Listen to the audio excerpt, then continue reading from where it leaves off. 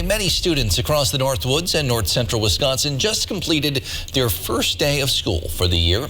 And while COVID-19 precautions have been the hot topic of conversation for many, at least one group is concerned about kids' health and safety in a different way. Newswatch 12's Georgina Fernandez joins us now live in studio with details. Georgina?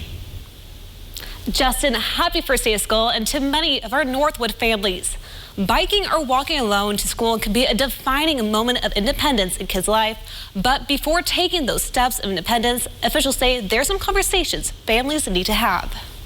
Look right, look left, and listen. It's a classic rule we have heard all our lives, but critical for families to remind children of, according to school coordinator for Healthy Kids Collaborative, Sean Calval. Traffic right before school and right after school. So to keep your head on a swivel and be aware as you're arriving and leaving school. Even though it's so comfortable, you just need to be careful.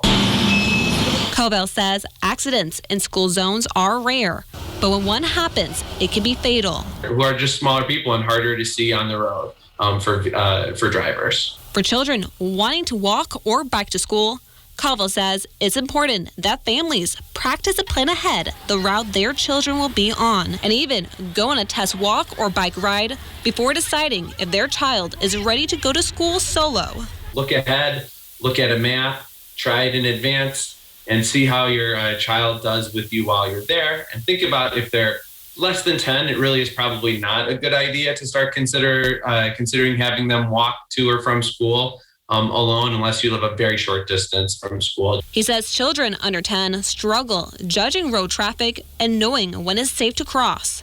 And families need to make sure their children are ready to self-problem solve on the road and be prepared. It's also being comfortable that they're independent and that they have good decision making in terms of if somebody were to come up to them on their route to school.